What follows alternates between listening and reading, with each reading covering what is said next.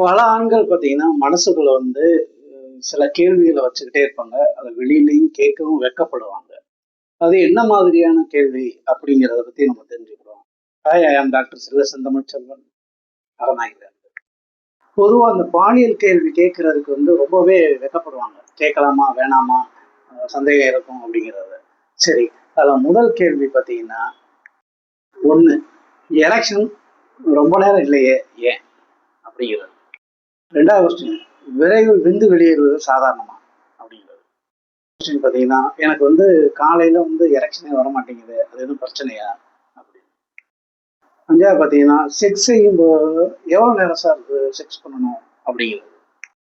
Stress இருந்தா sex பிரச்சனை வருமா? அதுக்கு அடுத்த கேள்வி பார்த்தீங்கன்னா, டயபெட்டிக் இருந்துச்சுன்னா நமக்கு வந்து செக்ஸுவல் பிரச்சனை வருமா? சுய அனுபவம் செய்தா உடல் பலம் குறையுமா? அதுக்கடுத்து பார்த்தீங்கன்னா, செக்ஸுவல் பவர் ஏஜ் ஆனிச்சுன்னா குறைஞ்சு போயிருமா?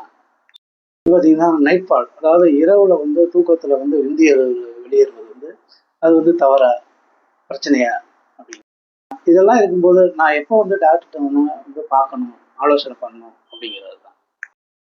உங்களுக்கு இது போன்ற கேள்விகள் வந்து இருந்துச்சுன்னா, நீங்க வந்து என்ன சந்தேகம் அப்படிங்கிறத கமெண்ட் பண்ணுங்க. ரொம்ப முக்கியம். இது வெட்கப்பட வேண்டிய விஷயம் இல்ல. பாலியல் ஆரோக்கியம் வந்து உடல் ஆரோக்கியம் ரொம்ப முக்கியம். சரிங்களா?